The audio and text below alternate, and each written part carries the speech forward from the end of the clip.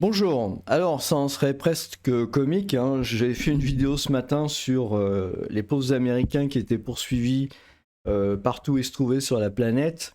Euh, à 14h03, donc on voit apparaître une loi.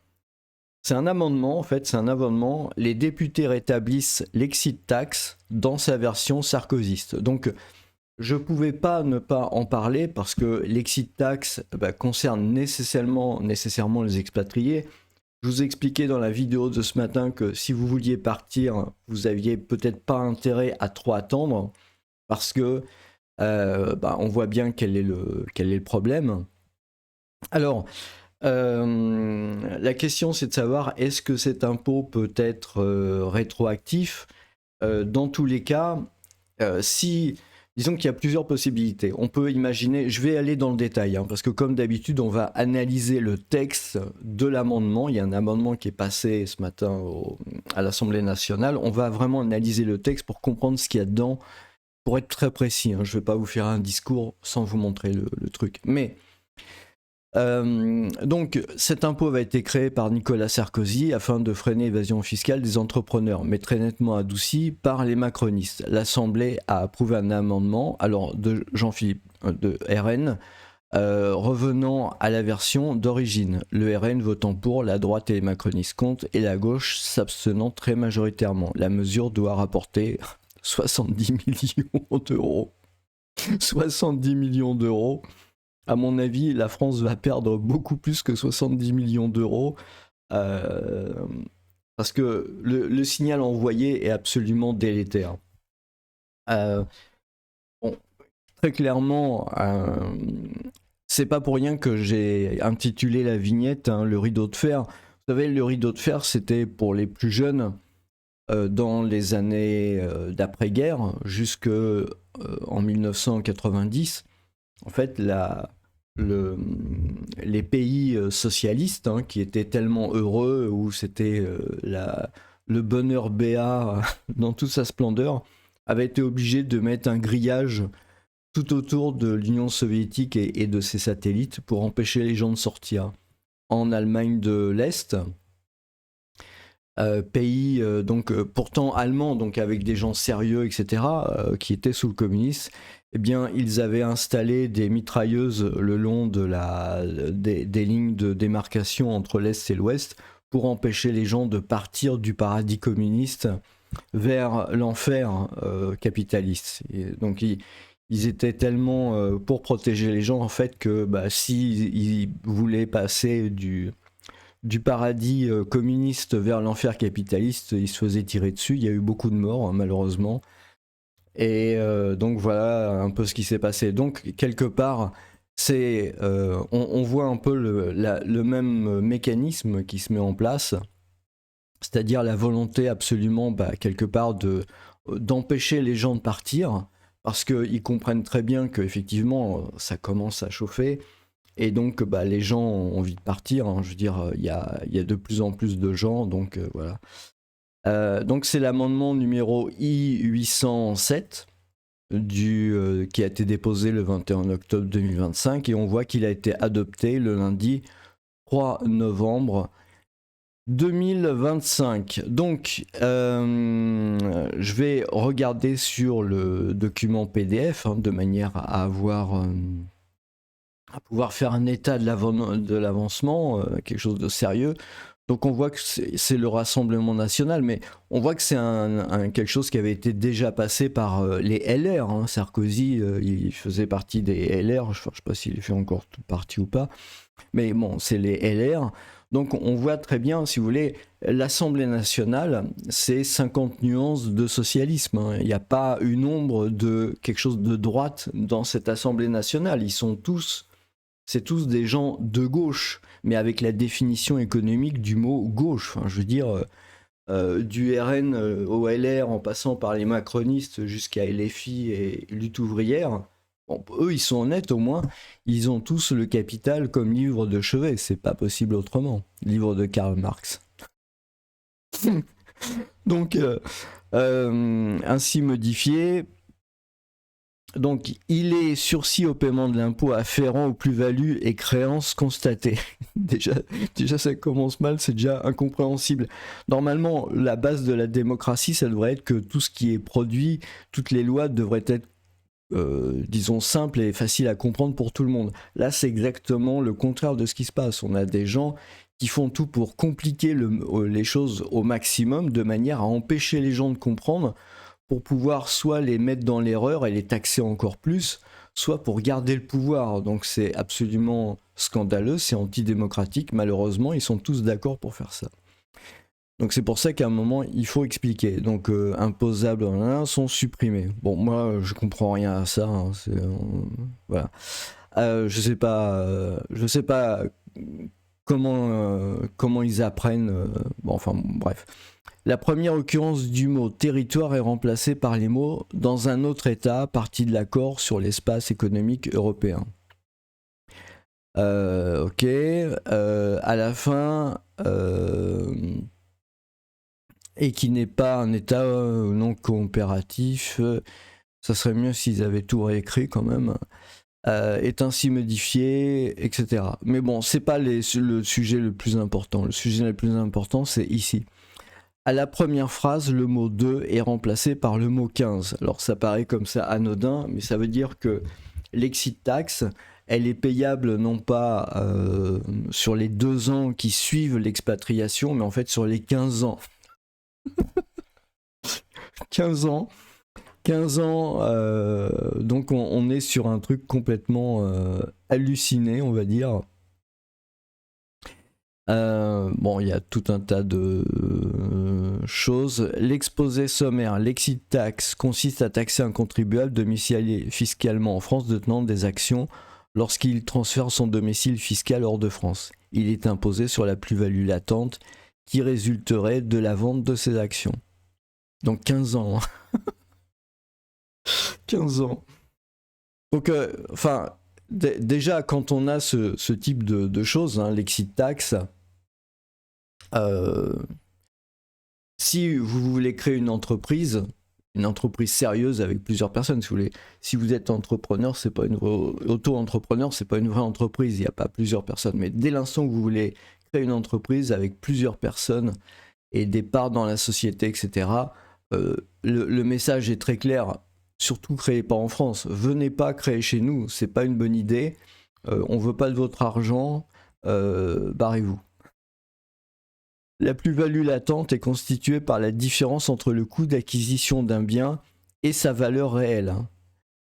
Bon, ensuite l'idée, il y a toujours des bonnes idées. Hein.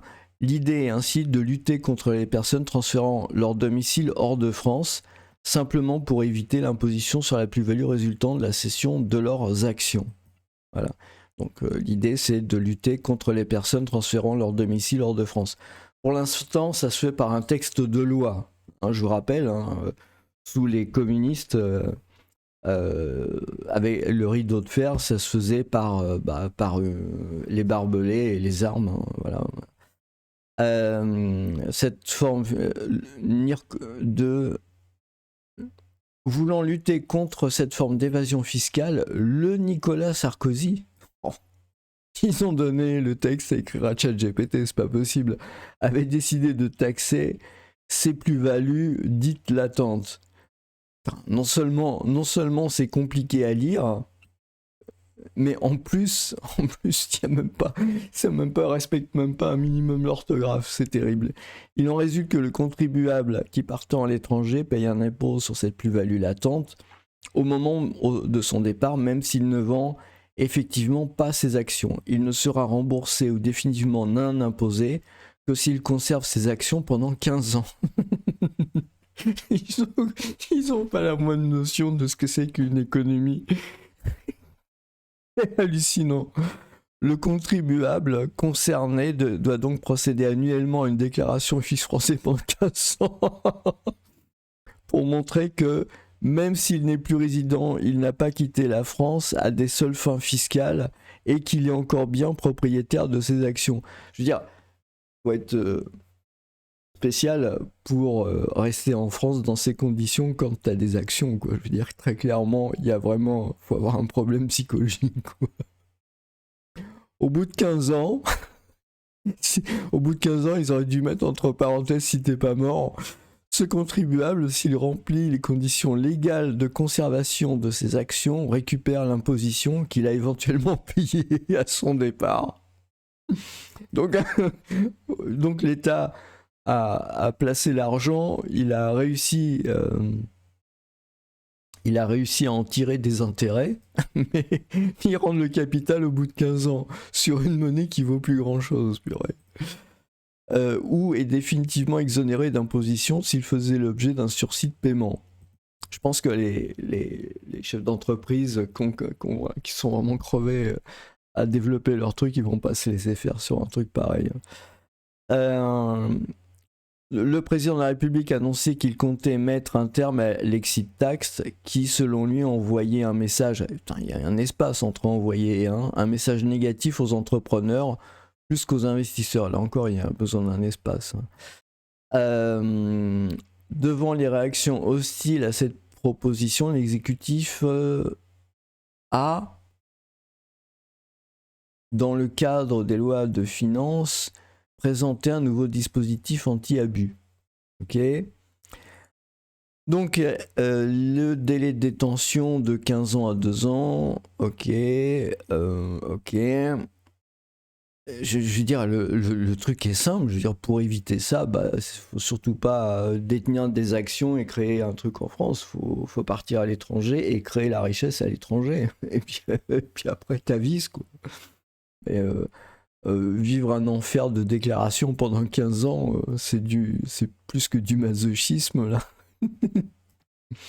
Cette mesure n'est en réalité qu'un faux semblant, car réduire ce délai à 2 ans revient tout simplement à supprimer la taxe. Peut-être, oui, je sais pas, j'en sais rien. C'est pourquoi le présent amendement vise à abroger l'article machin de finances pour y revenir au régime initial de l'exit tax. Bon.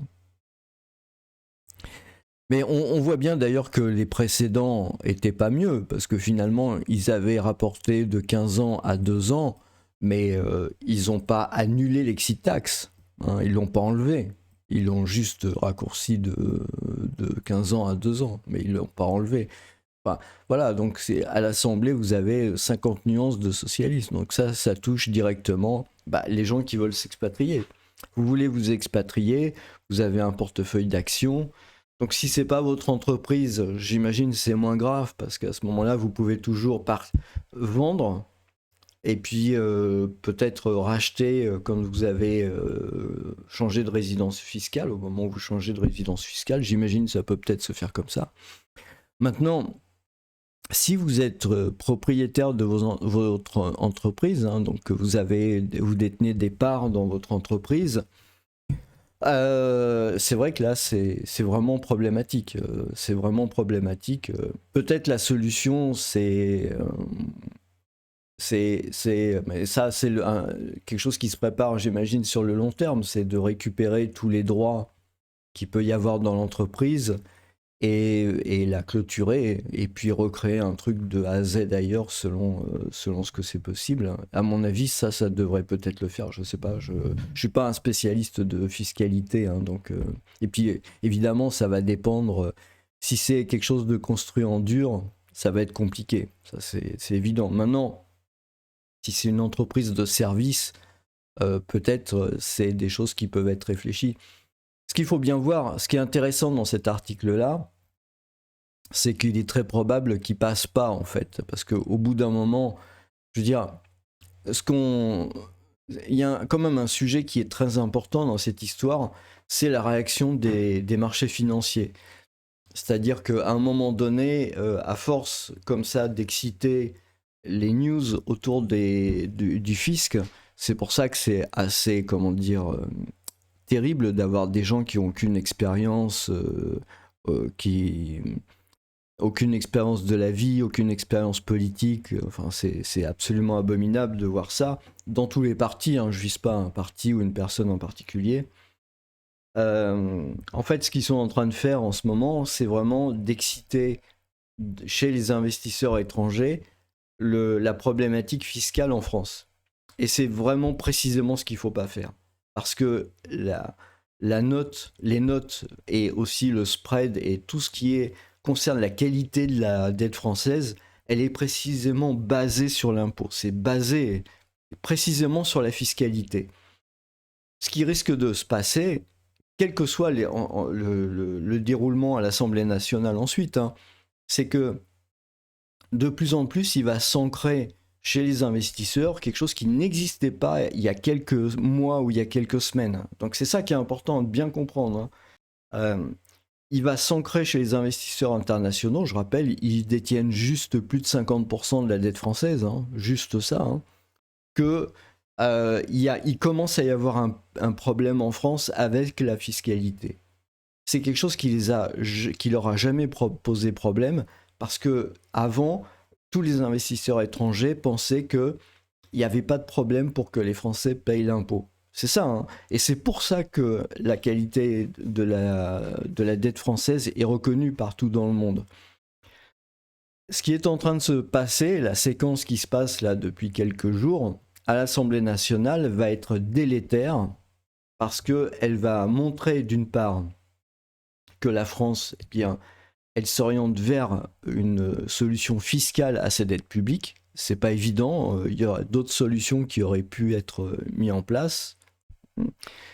Et comme il va y avoir un problème politique derrière ça, alors ça va être soit la dissolution, soit ça va être le budget va être calé. Hein. Donc, si vous voulez, on pourrait penser que tout ça, c'est des annonces et des coups d'épée inutiles dans l'eau. En fait, ce qui va se passer, c'est que, quel que soit le résultat du truc, les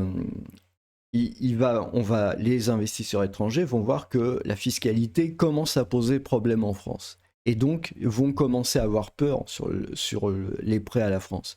À ce moment-là, on va voir régulièrement le spread avec l'Allemagne monter, les CDS monter, et les marchés financiers vont commencer à avoir, enfin c'est déjà le cas, hein, parce qu'on voit très régulièrement que ça monte, vont commencer à avoir peur sur la dette française avant même que les agences de notation rendent quoi que ce soit. Donc ça, c'est vraiment un très grave problème. Et cette séquence-là, bah, elle va durer probablement jusqu'à la fin de l'année, hein, puisque si j'ai bien compris, le budget est fixé plus ou moins à la fin de l'année.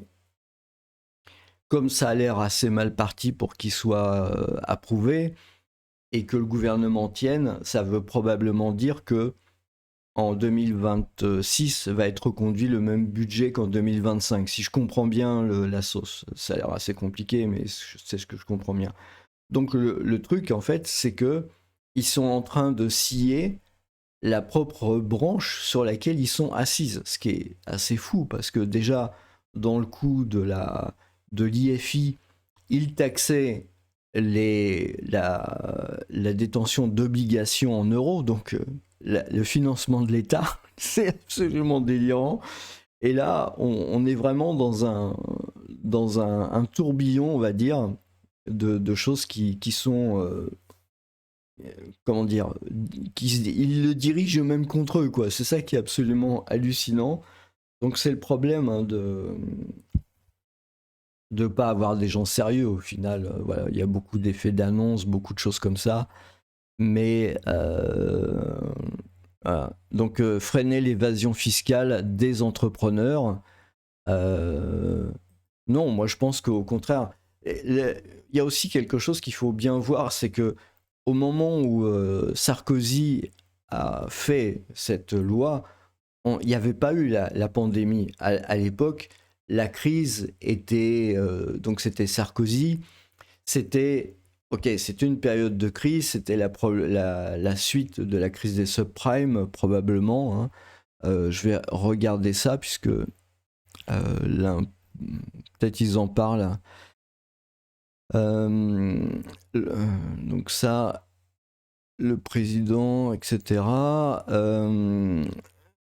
Sarkozy.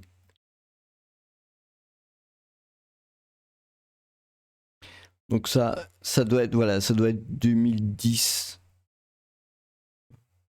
Voilà, ça devait tourner aux alentours de cette époque-là. Donc ça, c'était une loi en fait qui avait été passée aux alentours de la crise des subprimes. Mais À l'époque, déjà la France n'était pas aussi endettée que maintenant. Euh, la France n'était pas aussi affaiblie que maintenant. Parce que la France, là, elle est vraiment affaiblie. Elle est en train de tomber dans le gouffre, là. C'est pas le moment de prendre ce genre de décision, c'est trop tard. Euh, Évidemment que les entrepreneurs, ils vont partir, ils vont s'expatrier. D'ailleurs, c'est pas pour rien, vous êtes sur la chaîne de l'expatriation. Hein. Je vais probablement faire plus de vidéos sur le sujet de l'expatriation, parce que je me doute bien que, vu ce qui se passe actuellement en France, les gens vont vouloir partir. Parce que, faut pas se faire d'illusions, cet amendement ne passera probablement pas, si je comprends bien, parce qu'il faut que ça passe par le Sénat, etc. Donc ça veut dire que euh, ce projet de budget et toutes les lois qui y sont passeront peut-être pas pour 2026. Mais en 2027, pour le coup, il n'y aura pas le choix. Moi, mon opinion, si vous voulez, c'est que 2027, vous allez avoir la gauche qui va arriver au pouvoir. Donc voilà, le NFP, un président de la République. Les derniers sondages, regardez bien les derniers sondages. Vous voyez qu'ils mettent en premier le RN, etc. Mais si vous lisez bien les sondages, regardez où en est la gauche. Vous allez voir, le parti de LFI fait, je crois, 2 ou 3%. Ouais, ça doit être 3% de plus. Le parti communiste fait 1% de plus. Donc ça bouge de ce côté, il ne faut pas croire. Hein. Et vous avez un appauvrissement du pays, un appauvrissement de la base populaire. Et c'est des gens qui ne sont pas encartés dans tel ou tel parti. Ils vont aller vers le mieux-disant quand la gauche va présenter un programme qui va vraiment aller quelque part dans le sens, euh, la bascule, elle va s'enclencher. Donc pour l'instant, ça donne l'impression, si vous voulez, que la droite va remporter, mais moi je pense pas du tout. Je pense que, au contraire, toutes ces lois sur la fiscalité, etc., quelque part, ça pousse le narratif de gauche. Hein, c'est un peu comme l'immigration pousse le narratif sur le Rassemblement national. Bah, tout le narratif sur la fiscalité pousse quelque part le narratif de la gauche et va finir par s'imposer si les élections présidentielles et législatives ont vraiment lieu à date en 2027. Ça, j'en suis vraiment intimement convaincu. Donc, si vous voulez, à partir de ce moment-là, je pense que euh, les gens qui sont pour le départ, je pense que peut-être il vaut mieux pas attendre trop longtemps que la catastrophe arrive, quoi. Je veux dire.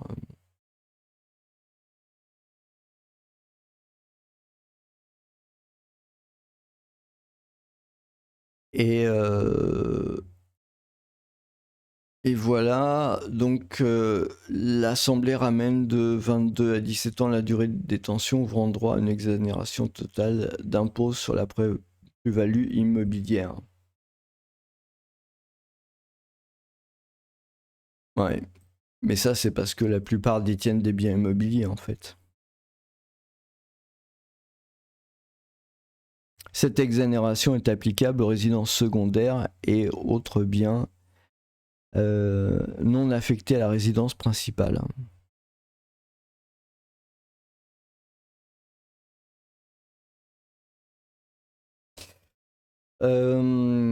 Voilà, donc voilà où ça en est. Donc ça concerne vraiment les expatriés, ceux qui veulent l'être, ceux qui sont sur le départ, ceux qui y pensent. Donc j'espère que ça vous aura intéressé. N'hésitez pas à commenter, à me demander des sujets. Vous savez que la chaîne, elle veut traiter beaucoup de ce qui se passe en Asie. En ce moment, c'est un peu chaud, hein, ce qui se passe en Asie. Donc voilà, n'hésitez pas à m'en parler, il n'y a pas de problème. Voilà, je vous remercie et puis je vous souhaite une très bonne journée.